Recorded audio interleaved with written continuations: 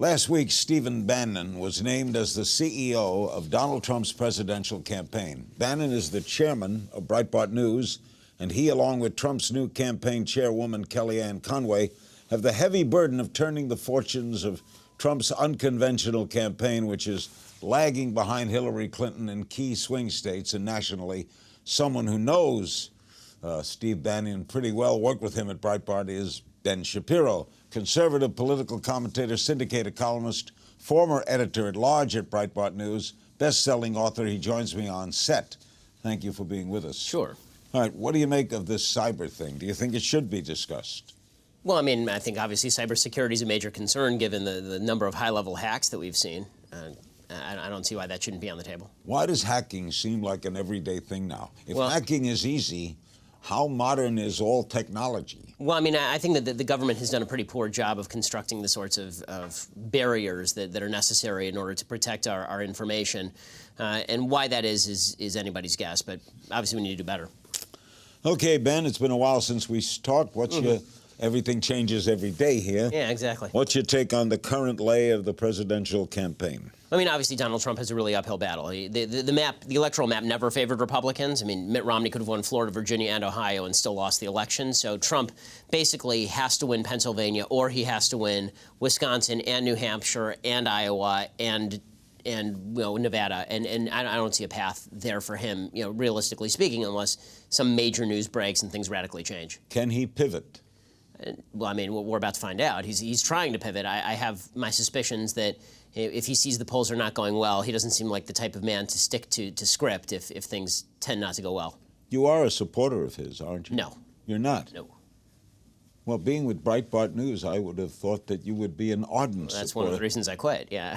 They are supporters, aren't they? Oh, well, they are not only supporters, they are Trump Pravda. They're basically the official outlet for the Trump campaign. So you are a conservative who is troubled. Yes, deeply troubled. I mean, the reason I left Breitbart in the first place back in March was because of the Michelle Fields incident when Breitbart essentially decided that it was more important to kiss up to Donald Trump than it was to defend their own reporter. So, do you... who did you support in the primaries? At Cruz. And Cruz says, vote your conscience. Yeah, he does say that, but I would vote my conscience regardless of what Cruz said. I don't take my cues from Ted Cruz. Who will you vote for? I have no plans to vote at the top of the ticket right now. I'll vote down ticket. I'll vote for Republican congressional candidates and senatorial candidates. I'm also in California, so my vote doesn't matter. So that's one of the sad things. It is sad. Favor a popular vote?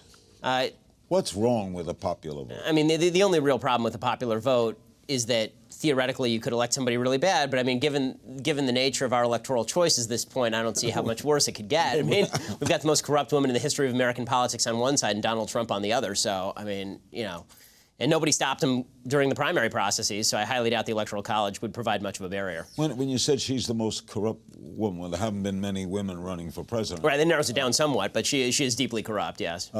In what area? You mean that she every area. Turned over to... It's hard for me to name one where she's not. I mean, you think she was a bad senator? I don't think that she did much as a senator. I mean, she should never name on any major legislation, so it's sort of hard to tell. Republican lawmakers, 3 or 4 senators tell me she was great to work with. Well, I'm happy for them. Compromise. Well, I don't care. I mean, like, it makes no difference to me whether she was great to work with. I care about the legislation she's got her name on. She doesn't have any with her name on it, so it's hard for me to judge her legislative accomplishments. You think Trump can gain anything with his new move toward minority voters? Look, I'm glad that any Republican is doing that because I think it's long overdue. I think that Trump is not always the best messenger, even though I agree with some of his messaging. Donald Trump's new campaign CEO is Steven Bannon, chairman of Breitbart News. You know him, you work with him. What should we know about him? Elaborate for me, Ben. Well, I mean, I will say that Steve is a volatile personality. I don't know many people who have dealt with Steve in any situation who haven't ended up on the wrong end of a Steve Bannon screaming tirade. You too? Everybody. I mean, literally everybody I know who's ever dealt with Bannon has ended up on the wrong side of that. But his persona matters less to me than the sort of political sensibility that he brings to the campaign. And I was worried before about the Breitbart move from what was an edgy but mainstream conservative site into basically a Trump fangirl site. And I think that Trump basically hired a mirror as his CEO, his campaign CEO, which is a made-up position anyway. But I think that Bannon is very much like Trump in a lot of ways, but probably smarter. But he's never run a campaign. No. How do you think he'll do? I think that he's going to. I don't think Steve's job is to run a campaign. I think Steve's job is to be the Trump whisperer. I think that he's going to be a mirror to Trump. He has a history of sort of latching on to conservative celebrity politicians, from Sarah Palin to Andrew Breitbart to Dick Morris to now Trump, and then riding the horse until it collapses beneath him, and then moving on to the next one. Well, if he's the advisor, Trump's not going to pivot. Well, I think that he would agree with everything Trump has been saying. I think that he does, but I think that what Steve Steve is good at one thing, and that is he will say to Trump, and this is kind of his terminology, that everything that Trump is saying is genius. Let's just craft it a little bit this way. I think right now he's working closely with Kellyanne Conway, who's more of a professional political operative, and so she's having obviously some sway. But I also would imagine, and this is speculation, but I would imagine that if things start to go poorly in the polls or continue to go poorly in the polls, we're not long from the moment when Trump gets angry and Bannon says, it's Kellyanne Conway's fault. I was here the whole time telling you that you needed to be more you. Does it still puzzle you how Trump got this nomination?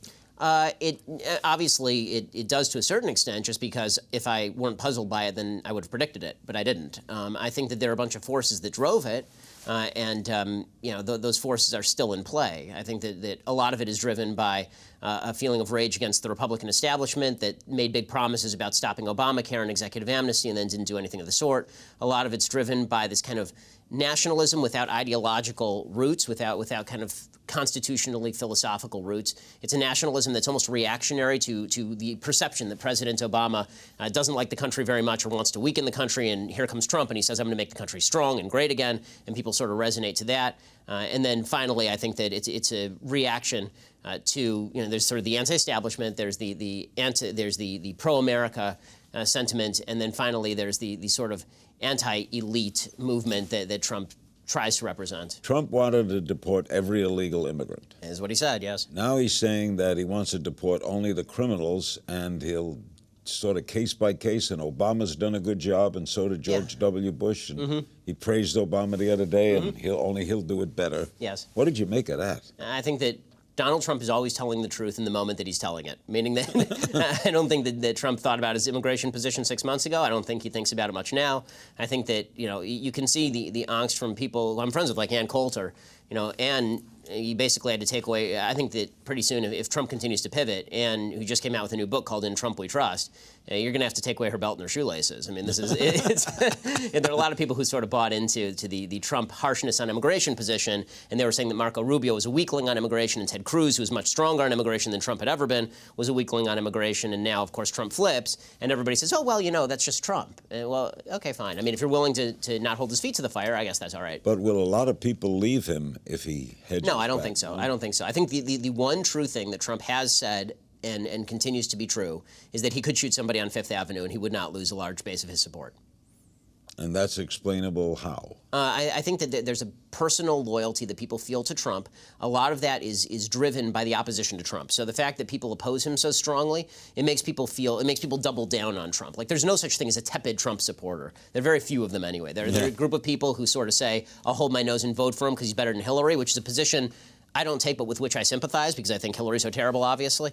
But I think that most of the people who support Trump, or at least a large swath of the people who openly support Trump, it's very difficult to suffer cognitive dissonance, and so they've bought fully into him. This health issue is kind of funny on both sides. Trump accuses Hillary of being in bad health. She's kidding with Jimmy Kimmel and asks her to take her pulse. Trump has a doctor who's a urologist who issues a statement that his health is fantastic, which I've never heard a doctor say, and that he's the healthiest person ever to run for president. Well, I mean, I think... What doctor would say that? I mean, first of all, Trump's urologist would say that because I assume he's the doctor most important to Trump. But I mean, aside from that, look, the whole thing is, to me, I don't understand the angle. I mean, I honestly don't understand the political angle. Like, who's out there who thinks, okay, if we say that Hillary Clinton is unhealthy, all the Hillary supporters are going to go, oh my God, she's going to die in office, I'm voting for Trump. Like, that's not a political... She has no stamina. What is that? Again, and Ben Carson was on TV, the official worst campaign surrogate in America. Was on TV the other day saying that Trump should release his complete medical records. I mean, honestly, I think they both should release their complete medical records just because I think it would be fun. But and he should release his income tax. Yeah, of course. Yeah. Why not? What about the part of the media like Breitbart, Drudge, and Fox News who tend to demonize Hillary, the New York Post, every day? I mean, doesn't that get even from another side, wearing already? No, and the reason I say no is because there's also half of the media, significantly more than half of the media, that's working to cover for her every day. So, I mean, it's hard to answer that question. They're not praising her, are they? The New York Times doesn't praise her. No, it's not a matter of praising her. They run front-page stories. No, they soft pedal her corruption. I mean, they act as though it's kind of within the normal ambit of corruption as opposed to what it is, which is a pretty outstanding example of continuous corruption. And the Clintons have been corrupt for 20 years. I mean, everybody knows this. This is not a big shock to anybody. But that foundation has helped so many people. Well, it's got a 5-star rating. I have a foundation. I know how hard a 5-star rating is. Do you know how many people they have helped? How many children they've helped? They're a charity that gives grants to other charities, and I'm sure they've helped a lot of people. They're also a pass-through corporation for the Clintons. They give direct. Okay. Most foundations give to other charities. They don't. They do direct to the people. And they also, well, not to the people of Haiti, but they also happen to, featherbed for the Clintons. I mean, that's just the nature of it.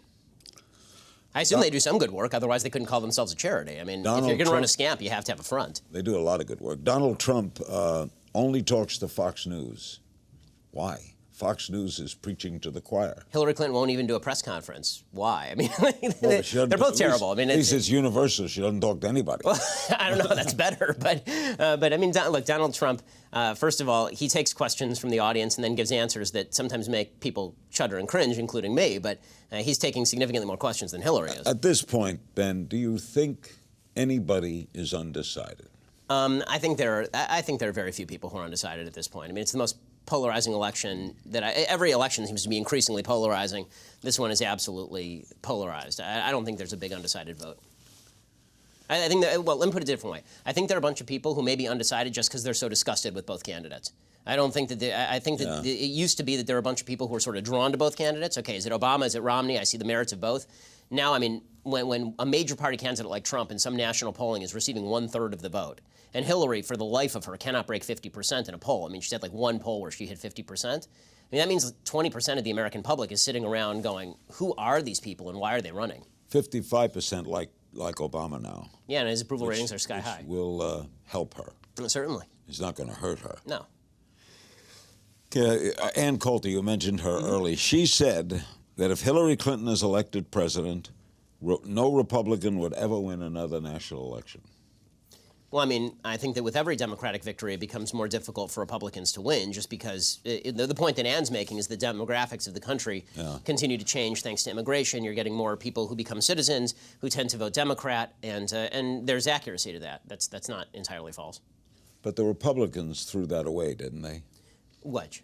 Immigrants used to vote Republican a lot. Well, it depends on the nature of the immigrants. So there is a difference between... Cuban immigrants. Right. Well, Cuban immigrants were coming from a communist hellhole, and they were escaping to a free place. I mean, that's not the same thing as... Look at the Pew polls on Hispanic voters now. Hispanic voters, first, second-generation Hispanic voters, are voting in excess of 80% Democrat. Will Trump hurt conservatism if he loses badly? They said Goldwater did, but Nixon got elected 4 years ago. I mean, I think that he's already hurt conservatism pretty badly. My concern is that, and one of the reasons I'm not voting for him is because I'm concerned that he hurts conservatism if he wins. If he wins, then because then you see this whole group of people who sort of follow him position to position based on loyalty to party and loyalty to him personally. That's a serious concern to me. If he loses, I think that he hurts conservatism less in some ways because there's been a repudiation of some of the things that he believes and says. What about the thought that he plans profitably a third empire, a media empire, using people like Roger Ailes and Steven and others, and to form a profit-making endeavor, another network? You could always get another network on cable. Yeah, it's plausible. On the internet. It's not implausible. I think that's probably, that's the way Steve plays anyway. The game that Bannon plays tends to be a win-win. He doesn't like to play win-lose games. So if he enters this race and Trump wins, he's the chief of staff in the White House, and I'm being audited by the IRS. If he loses, then I assume that Bannon has some further plans with Trump. I mean, he had further plans with Palin. I wonder who my friend George H.W. Bush is going to vote for. He's gotten very close friendly with Clinton. Yeah, he is very tight with the Clintons. They I'm not. Yeah, again, I'm not the biggest fan of the Bushes, but yeah. George W. Bush, I think, also said that he may be the last Republican elected president. Yeah, I mean, look, the electoral map is, as I said, it's very difficult for Republicans in general. Most of the electoral votes reside in extremely blue states. Democrats have upward of 170 guaranteed electoral votes going into any election because of New York and California and Massachusetts. Republicans are running from behind in every election, which means that they better run a pretty stellar campaign. Ben Shapiro fears the most of a Hillary election. Well, I mean, what do you fear? Okay, well, among other things, what I fear, and I don't think that Trump is a guarantor against this, I fear that she's going to stack the Supreme Court, and the Supreme Court will start making rulings adverse to liberty. I fear that she's going to dramatically increase taxes. I fear a regulatory state that is going to be incredibly burdensome on business. I fear that she is going to attempt to violate religious liberty in very serious ways on behalf of her constituencies that she feels are important to her. I fear continued polarization along sexual and racial lines because that's politically beneficial to her. And there are a lot of things to fear. I think she's going to be a terrible president. Thank you, Ben. And next time, try to be forthright. Okay? Next time you come back, try to have some That's always the problem. Well, so hard to draw him out every time he's here. What does he mean?